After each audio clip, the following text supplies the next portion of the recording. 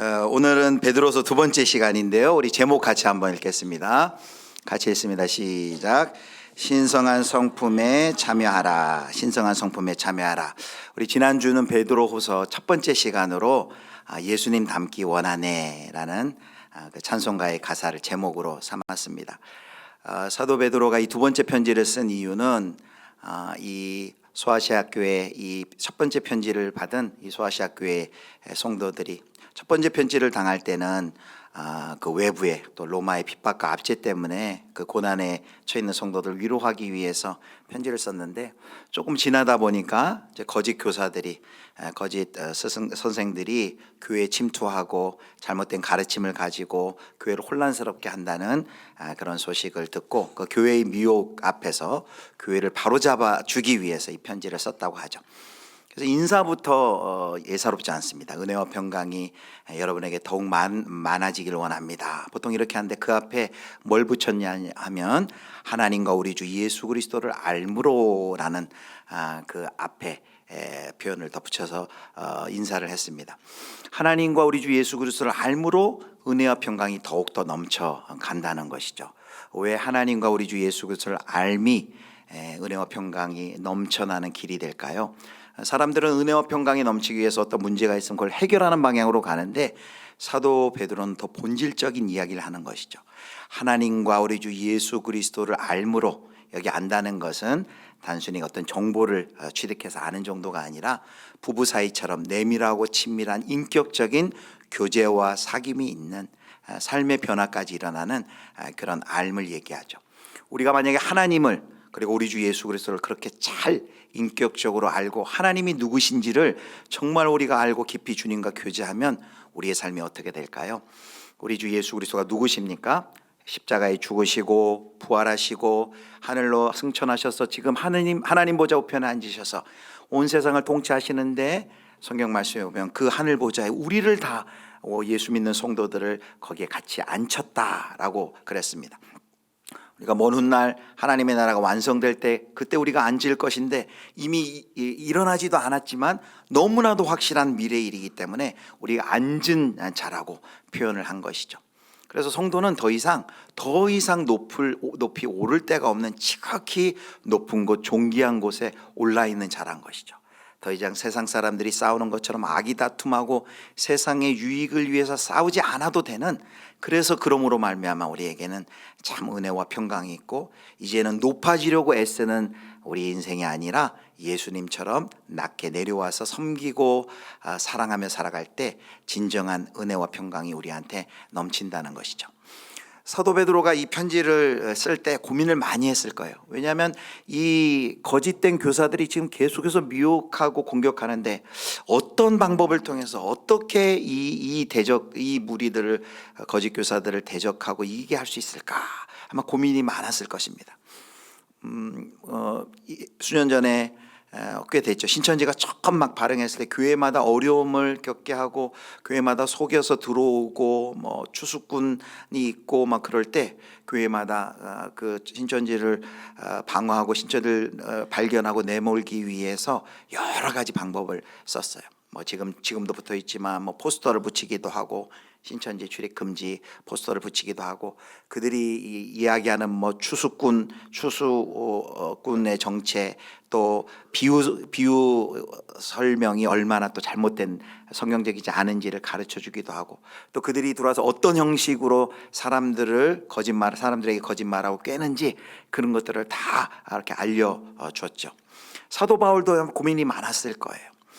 그런데 사도 바울은 오늘 이 거짓된 교사들의 미혹을 이길 수 있는 여러 가지, 첫째, 둘째, 셋째 방법도 많이 방법론적으로 접근할 수 있겠지만, 한 가지 가장 근원적이고 근본적인 해결책, 해법을 제시합니다.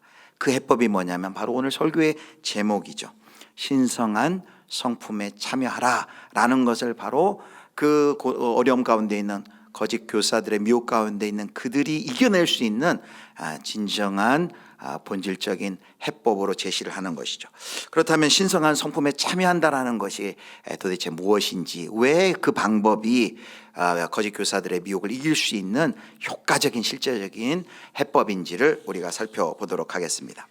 우리가 지난 시간에는 은혜와 평강이 많을지어다라고 했을 때 하나님과 우리 주 예수 그리스도를 알므로 예수 그리스도를 알아갈 때 우리 성도들의 삶 속에 은혜와 평강이 넘친다는 걸 살펴봤는데, 오늘 3절에 보면 그렇게 하나님과 우리 주 예수 그리스도를 알아갈 때 하나님이 주신 또 하나의 큰 선물이 있습니다.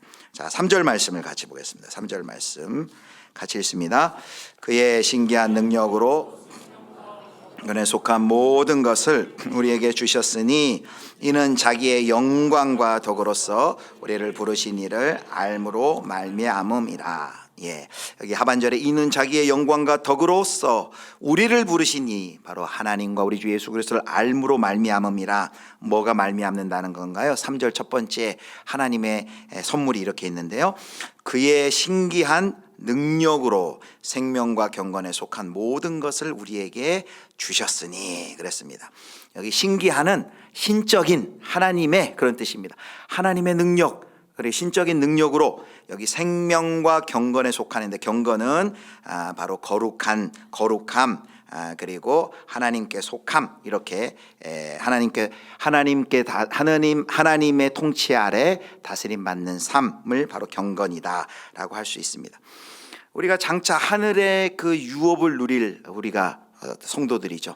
그래서 여기 생명과 경건이라는 것은 베드로전서 1장 4절에 우리가 자주 들었던 썩지 않고 새하지 않고 더럽지 않은 하늘의 유업의 그 특징을 집약해서 표현한 것이 바로 생명과 경건입니다. 우리가 하늘의 유업을 받아 누릴 성도에게 바로 지금 미래가 아니에요. 바로 지금 그 하늘의 생명과 참된 경건에 이르게 하는 놀라운 능력이 이미 주어졌다는 거예요. 그리고 여기 모든 것을 우리에게 주셨으니라고 했는데, 이것은 이미 주었다는 거예요. 이미 우리 가운데 그 능력이 주어졌다라고 말하는 것입니다. 사랑하는 성도 여러분, 이것은 놀라운 약속이에요. 놀라운 약속이에요. 예수 그리스도를 믿는 사람은, 그래서 예수 그리스도, 하나님과 우리 주 예수 그리스도를 진정으로 그 아는 사람에게는 하나님이 주신 능력이 뭐냐면 바로 신적인 능력, 하나님의 능력이 주어졌는데 생명과 경건에 이르게 하는 모든 것을 이미 주셨다라는 것입니다. 그래서 우리 성도는 경건에 이르지 못할 이유가 하나도 없는 사람들이에요. 하나님이 이미 약속하시고 그 능력을 이미 우리들한테 주셨기 때문이에요. 그런데 우리가 왜 이 능력을 우리가 경험하지 못합니까? 우리가 관심도 없고 구하지 않기 때문이에요. 진정으로 우리가 하나님 앞에서 하나님, 우리 안에 하나님의 그 생명을 경험하길 원합니다. 날마다 하나님은 그 거룩해지게 도와주세요. 하나님 안에서 우리가 경건해지는 삶을 살 수 있도록 우리를 도와주세요. 진심으로 하나님께 구하고 간구할 때 하나님께서 이미 우리에게 생명과 경건에 이르게 하는 능력을 주셨기 때문에 우리가 경건한 삶을 살 수 있도록 하나님께서 우리를 도우신다는 것이죠. 그런데 우리는 그 능력으로 생각하지 않고 관심도 없고 구하지도 않아요. 우리가 예수 믿으면서 구하는 능력은 뭐예요? 이런 거죠. 세상에 많은 사람들이, 교회 안에서도 우리가 관심 있는 것은 예수 믿고 갑자기 부자가 되거나, 예수 믿고 갑자기 사업이 잘 되거나, 예수 믿고 갑자기 유명해지거나, 예수 믿고 갑자기 성적이 오르는 이러한 능력을 우리가 구하지만, 성경이 3절에 얘기하는 것처럼 이런 신적인 능력, 생명과 경건에 이르게 하는 그 모든 것을 이미 주었다라는 이 약속에 눈이 번쩍 뜨여가지고, 하나님 이미 이러한 능력을 우리에게 주셨군요. 하나님, 제가 이 능력을 구합니다. 나의 삶이 날마다 하나님의 그 거룩함을 경험하며 하나님의 생명 안에서 살 수 있도록 하나님 도와주십시오 라고 우리가 간구해 본 적이 있습니까? 그렇게 간구하면, 그렇게 구하면 이미 하나님이 그 능력을 주셨기 때문에 우리가 생명과 경건에 속한 모든 것을 우리는 누릴 수 있다라고 우리에게 약속해 주고 계십니다. 사랑하는 성도 여러분, 다른 능력, 여러 가지 능력 우리가 사모할 것이 많이 있지만 바로 1장 3절이 약속하는 이 능력, 바로 신기한 바로 신적인 능력, 생명과 경건에 이르도록 하는 그 모든 것을 주신 이 능력이 우리 예수비전교회 모든 성도님들의 삶 속에 가득히 차고 넘치기를 주님의 이름으로 축복합니다. 아멘. 우리 첫 번째, 그래서 이렇게 요약하겠습니다. 같이 읽겠습니다. 첫 번째 함께 읽습니다. 성도는 생명과 경건에 이르는 데 필요한 모든 신적인 능력을 받았다. 좀 더 자세히는 이미 받았다는 것이죠. 그것을 믿고 구하기만 하면 우리가 경건한 자로서 우리가 살아갈 수 있는 것이죠. 자, 이제 두 번째입니다. 그런데 3절과 4절에 보면 이미 하나님이 주신, 과거에 우리에게 주신, 이미 우리가 소유하고 있는 이 능력을 설명하는데, 이제 앞으로 미래에 하나님이 이루어 주실 약속도 우리 가운데 하나님께서 말씀하세요. 자, 미래에 우리에게 주실 약속이 뭡니까? 자, 1장 4절을 보여주세요. 자, 이로써 그 보배롭고 지극히 큰 약속을 우리에게 주사, 이렇게 얘기했습니다. 이 보배롭고 지극히 큰 약속이 뭘까요? 이 보배롭고 지극히 큰 약속, 예수 믿는 저와 여러분 모두가 가지고 있는 지금 이 약속입니다. 이 약속이 뭘까요? 그것은 장차 우리 주 예수님께서 다시 재림하실 것이고, 새하늘과 새 땅이 임할 것이고, 우리가 그 영원한 하나님 나라에 들어갈 것이라는 이 소망을, 이것이 바로 존귀한 약속이고, 이 약속이 저와 여러분 가운데 주어진 줄 믿으시길 바랍니다.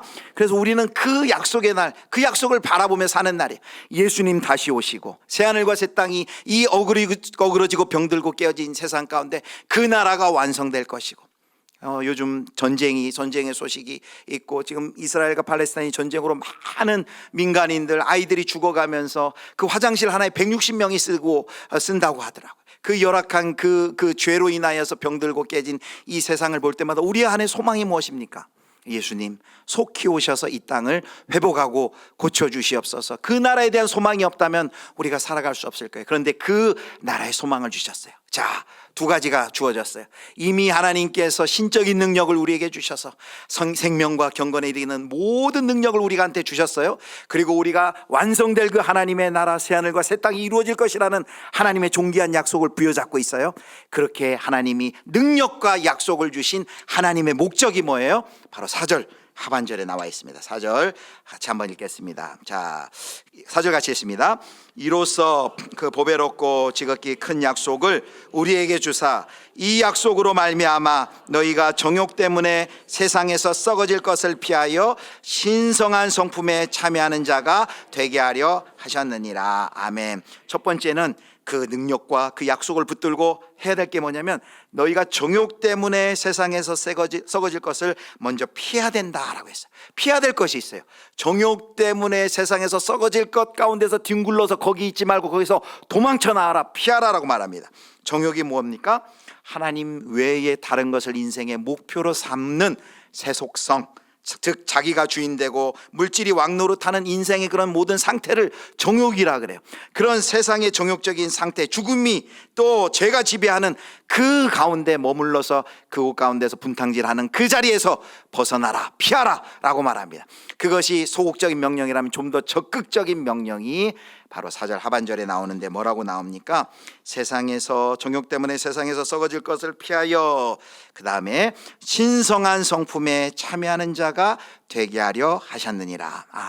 하나님이 신적인 능력을 주시고 경건과 생명과 경건에 이르는 모든 그 신적인 능력을 우리에게 주시고, 그 하나님 나라 새하늘과 새 땅이 완성될 것이라는 그 약속을 우리에게 주신 그 궁극적인 목적과 이유가 뭐라고요? 우리 모든 성도들을 신성한 성품에, 정욕에서부터는 피하고 신성한 성품에 참여하는 자가 되게 하려 하심이라 라고 말하고 있습니다.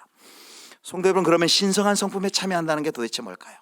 우리가 신이 된다는 얘기일까요? 절대 그런 얘기가 아닙니다.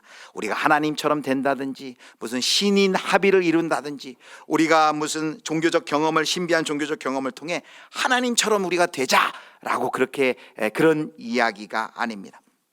인간이 아무리 최고의 경지에 오르더라도, 세상의 종교에서는 그렇게 주장하는 종교도 있지만, 인간은 피조물이죠. 하나님은 창조주시죠. 창조주와 그 피조물 사이의 간격은 절대로 우리가 넘을 수 없습니다. 신성한 성품에 참여한다는 것은 또 어떤 도덕적으로, 윤리적으로 우리가 좀 나아지자, 그 정도 이야기를 하는 것도 아닙니다. 신성한 성품에 참여한다는 것은 한마디로 얘기해서 예수님을 닮아가는 것, 하나님을 닮아가는 것을 이야기합니다. 여기 성품이란 단어를 가만히 보면, 성품이란 단어의 원어의 뜻은 타고난 본성이라는 거예요. 다른 존재와는 본질적으로 구별되는 어떤 존재적, 행태적 모습을 이야기합니다. 예를 들어 뱀은 배를 깔고 땅을 막 지나가죠. 그런데 독수리와 비둘기가 배를 깔고 땅으로 지나가나요? 절대 그럴 일이 없죠. 왜냐하면 종이 다르기 때문입니다. 그러므로 여러분, 신성한 성품이란 건 뭐냐면 하나님께로부터 우리가 나서 하나님께 속한 영적인 생명, 하나님의 형상을 따라 성장하는 모습을 가리킨다고 할 수 있습니다.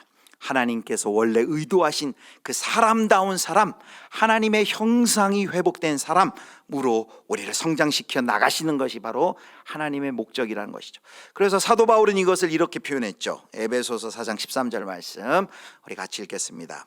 우리가 다 하나님의 아들을 믿는 것과 아는 일에 하나가 되어 온전한 사람을 이루어 그리스도의 장성한 분량이 충만한 데까지 이르리니. 아멘. 바로 신성한 성품에 참여한 자를 사도 바울은 온전한 사람이라고 표현했고, 그리고 그리스도의 바로 그 사람은 장성한 분량이 충만한 데까지 이르는 사람이다. 또 갈라디아 4장 19절 말씀에는 이렇게 표현합니다. 나의 자녀들아, 너희 속에 그리스도의 형상을 이루기까지 다시 너희를 위하여 해산하는 수고를 하노니, 바로 깨어진 하나님의 형상이 예수 그리스도를 믿음으로 말미암아 그 그리스도의 형상이 다시 회복되고 그리스도의 형상을 이루는 것, 바로 이것이 신의 성품, 신성한 성품에 참여하는 것이다 라고 할 수 있습니다. 성도 안에 본질적이고 인격적이고 성품적인 변화, 바로 이것이 바로 신성한 성품에 참여하는 것이죠. 사랑하는 성도 여러분, 그런데 우리에게는 관심이 이 신성한 성품에 참여하는 것, 예수님 닮아가는 것, 우리의 인격과 존재와 삶이 하나님을 닮아가는 것에는 우리 성도들이 많이 관심이 없습니다. 베드로가 이야기하는 것은 이거예요. 예수 믿는 목적, 우리 신앙의 목적과 방향과 내용이 이것이 되어야 된다라고 말하고 있는 것이에요. 그게 뭐라고요? 바로 우리의 삶이, 우리의 존재가 신성한 성품에 참여하는 것, 예수 그리스도를 닮는 것이라고 말합니다. 우리는 예수님을 믿는다는 것을 그냥 힘들거나 어려울 때 어느 정도 위로를 받고 어려움 없고 하나님께서 필요할 때마다 도움을 주는 것 정도로 우리는 그 예수 믿는 것을 우리의 기대를 그렇게 한정합니다. 그러나 하나님의 우리를 향한 기대는 그 정도라는 것이 아니죠. 그냥 편하고 마음이 편하고 예수 믿고 좀 삶에 어려움이 없고 자녀들 잘 되고 이 정도가 아니라 우리 모두가 신성한 하나님의 성품에 참여하는 것, 그리스도의 형상을 이루는 것, 하나님을 닮아가는 것, 예수 그리스도를 닮아가는 것이 우리 신앙의 목적이다라는 것이죠. 사랑하는 성도 여러분, 그래서 이 신성한 성품에 참여한다는 것은 우리가 다시 한번 우리가 예수 믿는 것에, 우리를 하나님께서 예수 믿게 하시고 구원하신 것에 그 다음에 하나님의 그 목적을 바로 보여주는 표대와 같습니다. 우리 두 번째 이렇게 요약 한번 해보겠습니다. 같이 읽겠습니다. 신성한 성품에 참여하는 자가 되는 것이 기독교 신앙의 본질이다. 예수 믿는 것, 그것으로 그치는 것 아니고, 끝이 아니고요. 예수 믿는 것은 시작이죠. 신성한 성품에 우리가 참여하고 그리스도 예수를 닮아가는 모습으로 우리가 변화되어가는, 성장해가는, 하나님과 그리스도를 알므로 바로 신성한 성품에 참여하는 성장이 바로 하나님의 우리를 향한 기대라는 것이죠. 지난 주간에 그 교계에 안타까운 소식이 있었어요. 박상은 원장님이라고 그 안양 샘병원 원장도 하셨고 지금 미션 원장이신데, 그 박상은 원장님이 그 샘병원 의료팀하고 베트남 의료 선교를 갔다가 불의의 사고로 그만 하나님의 부르심을 받았습니다. 소천하셨는데 아직 연세가 많지 않으세요. 65세세요. 많은 일을 해오셨고 많은 일을 또 앞으로 하실 분이에요. 이분의 부고 소식이 전해졌을 때 저도 SNS 통해 들었을 때 너무 깜짝 놀랐어요. 급작스러운 일이라 많은 분들이, 이분을 아는 많은 분들이 이분에 대해서 너무 놀래고 갑자기 이렇게 떠나게 돼서 너무 안타깝다라는 그 소식을 이렇게 SNS에 댓글을 달았습니다. 저도 개인적으로는 아는 건 아니지만 그분의 강의도 듣고 그분이 어떤 선한 영향력들을 미쳐왔는지 잘 알고 있습니다.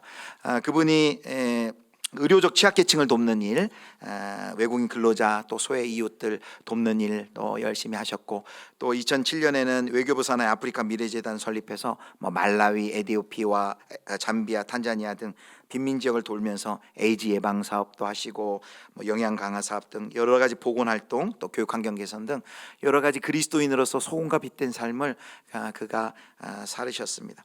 그런데 많은 분들이 그분을 기억할 때 이렇게 기억하세요. 참 겸손하시고 온유하신 분이셨는데 라고 기억을 하십니다.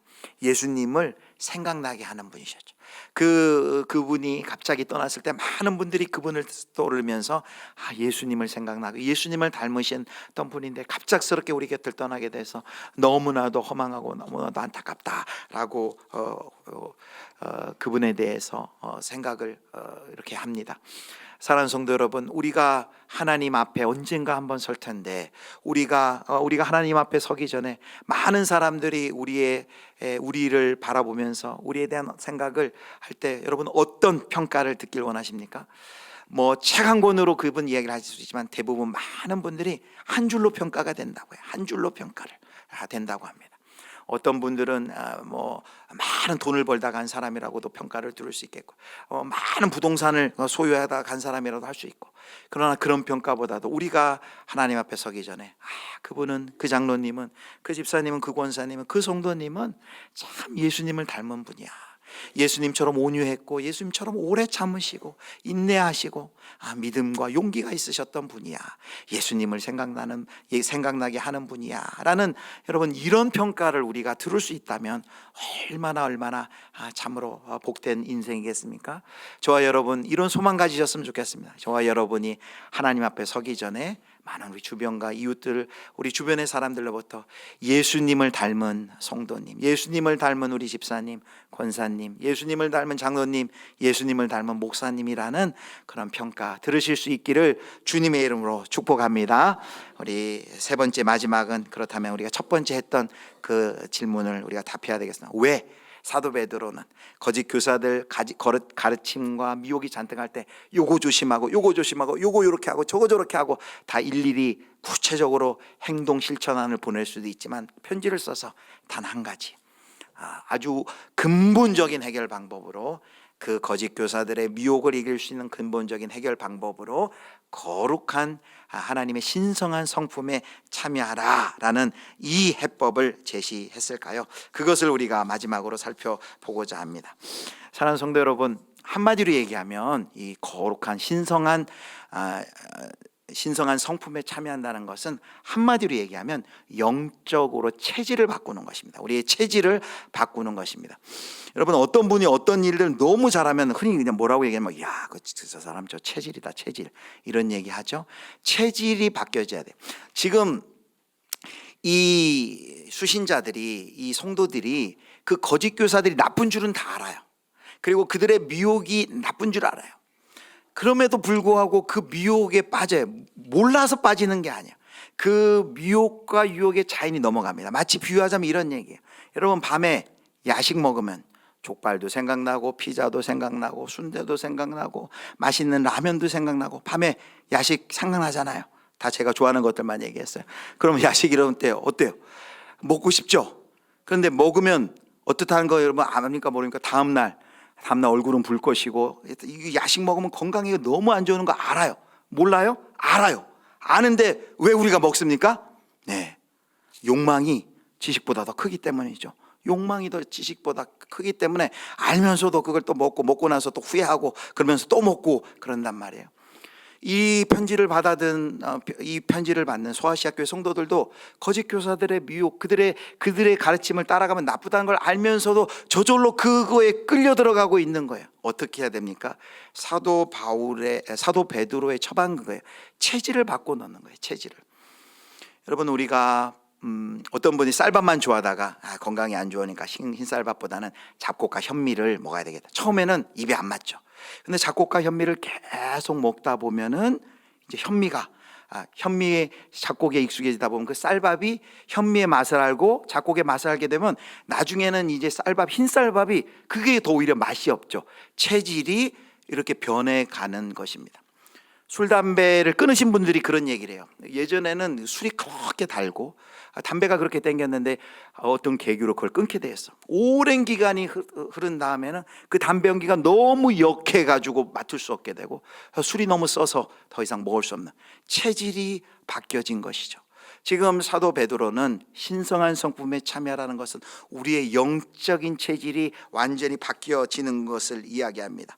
거짓 교사들의 더럽고 부패한 어떤 영적인 윤리적인 도덕적인 그런 악영향에 바로 실제적인 대책이 바로 우리가 거룩한 성품에 찾아가면 그러한 것들이 이제는 우리가 알고서 하나 자연스럽게, 아주 자연스럽게 생내적으로 우리 영적인 상태, 우리의 심령, 우리의 인격적인 정서, 의지가 그것을 그냥 내가 거부할래 거부하는 것이 아니라 자연스럽게 그것을 멀리하게 되고 거부하게 되는 상태로 우리가 변화되는 것이죠. 그것이 바로 신성한 성품, 예수 그리스도를 닮아가는 것입니다. 사도 베드로는 그 구체적인 예를 바로 5절부터 7절까지 이렇게 7가지 덕목을 예를 들었어요. 자, 5절부터 7절을 보겠습니다. 자, 우리 같이 읽겠습니다.